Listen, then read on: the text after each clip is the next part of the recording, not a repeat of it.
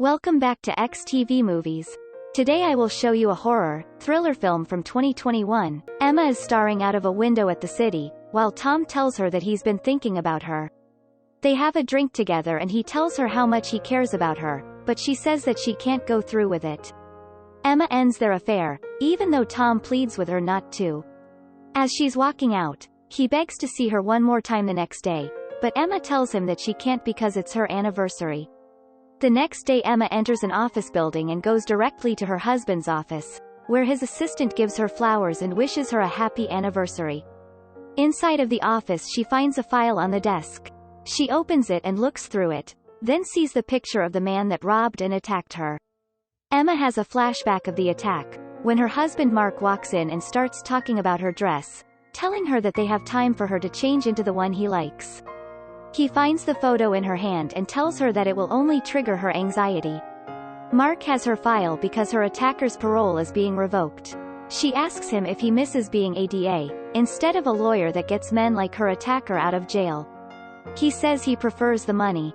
The two of them take the elevator, when Tom joins them on the next level down. They talk about the time when Emma and Tom met and each has a different story. Later, the couple has their anniversary dinner. Even though Emma doesn't want dessert, Mark orders one for her. He gives her a necklace made out of steel because it's their steel anniversary. Two people get engaged in the restaurant and he comments that she was happy like the girl at one point. Emma gives him her gift, a pair of Super Bowl tickets, which he hates. He puts the necklace on her and wishes her a happy anniversary. Emma is at the washroom, when she hears the girl crying inside. She tells her that even though she said yes, it doesn't mean that she's obligated to marry the guy. The girl tells her off, then Emma congratulates her for her engagement. They leave the restaurant and the waitress finds the Super Bowl tickets as a tip. Once they're outside, Mark tells her that he has one more surprise for her. Later, they're seen driving somewhere and Emma is blindfolded. She wants to take the blindfold off, but he doesn't allow her to. Emma gets anxious and takes it off just as they arrive at their lake house, which he had prepared for them earlier. Mark thinks that they can rekindle their marriage there. Emma is inside the house and she takes off the blindfold. There's a message for her on the table with wedding vows. She follows the clues he's left her around the house and gets to a dark room with pictures of them. There's a record player ready for her to play it. When she hears the music, she laughs and goes to look for Mark on the second floor. Emma finds him in their bedroom waiting for her with champagne. Mark apologizes for not being a good husband. He tells her that this anniversary is just the beginning step toward mending their marriage. They sleep together. The following morning, Emma wakes up, noticing how cold it is in the room. She quickly finds out that Mark has chained himself to her and gets upset about it. He turns around and kills himself. Emma pushes him off and falls over the bed with him. She panics and starts pulling on the chain. After a brief moment, she calms down and drags the body over to the landline, but it's offline. Emma sees the gun and tries to shoot the chain, but there are no more bullets inside, so she drops it under the bed. Then, she drags the body to the closet and sees that the only wardrobe left there is her wedding gown. She discovers a safe behind it. Next, she's seen wearing Mark's bloody shirt and dragging the body on the dress. When she tries to pull him down the stairs he falls over and they both tumble down. Emma gets to the kitchen, but finds that Mark has submerged her phone in water.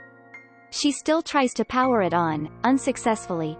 Emma goes through the kitchen looking for some kind of blade, but finds nothing. She checks the trash can and finds Mark's car keys inside. Next, she's seen wearing all of his clothes and dragging the body out to the car through the snow. When she gets them there, she enters the car and starts it.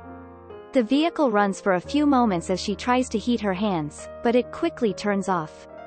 Mark has taken the gas out of the car too. The radio is still playing and a recording of him telling her that he knew about Tom comes on. Emma drags the body back to the house and washes her face from his blood. She sees the necklace he gave her in the mirror and tries to pull it off, but she can't untie it. Next, she goes to check the basement. There are no tools down there either. Emma drags the body up the staircase, determined to get herself out of there. Once outside of the basement, she hears something in the dark room. All of the pictures inside are changed. They are of her and Tom, as well as the one taken of her after the attack. Emma turns around and sees a massive mugshot of her attacker. She goes to the record player and plays the recorder next to it. It's a recording of her husband taking her interview after the attack, before they were married.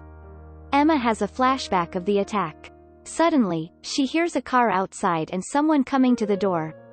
There's a knock and she quickly locks it. Tom is in front, telling her that he got her message asking him to help her. He notices the blood on her shirt and she tells him that she didn't send him the message. Emma opens the door and explains what happened. Tom tells her that Mark's entire carrier was going up in flames. He asks if she called the police, then tries to lawyer her, explaining how the whole thing looks. Emma tells him to call the police regardless, because she can't stand being chained to the body anymore. When Tom walks out to get his phone from the car, they see another car approaching. She thinks that they should run, but he tells her that he can handle it and steps outside, asking her to lock the door.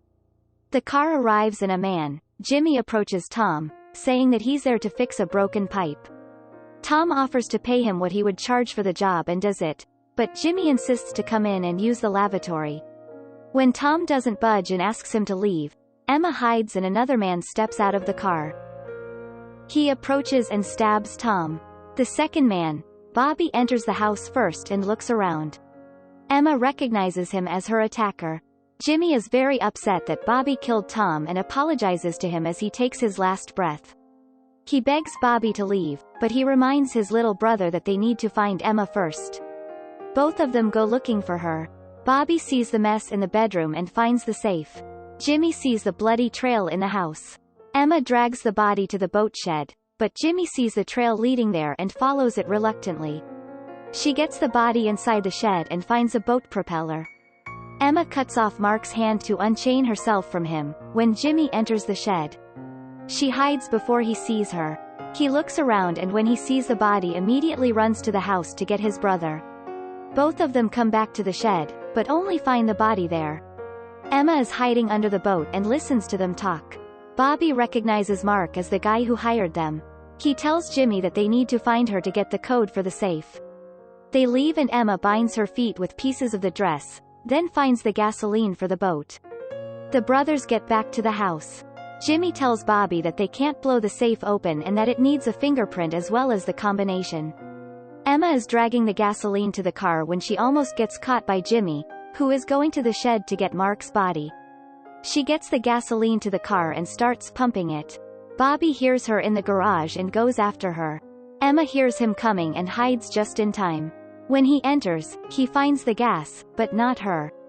Emma listens to his steps from under the car and when he blows out the tires, she runs to the house almost getting caught by Jimmy again.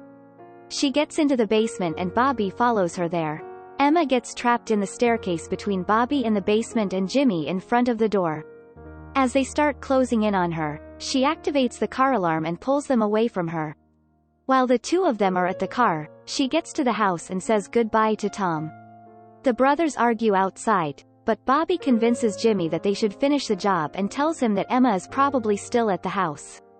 When they enter, they see that she has taken Tom's coat and shoes. Bobby goes to check upstairs and Jimmy stays on the first floor. Once up there, Bobby hears a noise in the attic and follows it. He thinks he's found Emma, when she suddenly hits him over the head. Jimmy hears them and finds Bobby, when she hits him too and locks him in a room. Emma runs outside to Tom's car, but Bobby gets to her. She manages to call the police, but the call lasts only a second. Bobby tells Jimmy to get the body upstairs then knocks Emma out. Emma wakes up chained to Mark again. The brothers have prepared the safe, but she tells them that she doesn't know the combination. Bobby pins Emma down and tells her that the combination is the day that Mark proposed to her. She doesn't want to tell him the date, because she thinks he'll kill her right afterwards. Bobby threatens to cut her toes off, but Jimmy doesn't like what he's doing and tries to get him to stop. Bobby pushes him away and he finds the gun that Emma dropped. He points it at his brother and tells him to stop, then makes him leave the knife and stand by the safe. Jimmy and Emma come to an agreement that she'll give them the combination after he gets her out of the cuffs. When that's done, Bobby drags Mark's body to the safe, uses his fingerprint and the combination and opens the hatch. Unfortunately, the diamonds he was expecting to find inside aren't there, just a saw with a message where to find them. They realize that the diamonds are in Emma's necklace. Jimmy tries to open it, but Bobby loses patience and wants to cut her head off and get the necklace that way. He takes the gun and knocks Jimmy over, but when he tries to shoot Emma, he realizes that there are no bullets inside. She reaches for the knife, but he pins her down again. Jimmy tries to stop him and the two wrestle, until Bobby shoves his brother onto a coat hanger, killing him. He gets mad and goes after Emma, telling her that everything is her fault. They fight and he stabs her in the leg. When he goes to stab her again, she dodges him, grabs a heavy tool and hits him with it. She escapes with Bobby going after her again, but he's the one chained to Mark this time. Bobby trips down the stairs and she escapes to the car. It eventually starts and she goes over the body, then rams into the other cars. When she can't push the cars, she drives back into the garage and runs over Bobby. She loses control of the car and crashes into the boat shed. He goes after her and finds her dragging herself onto the ice. Bobby pulls Mark's body with him, but still manages to catch up to her. They fight again and she stabs him, when the ice breaks and all of them fall into the icy waters. Emma gets the knife out of his shoulder and incapacitates him, finally escaping his grip. She swims up, but can't break the ice.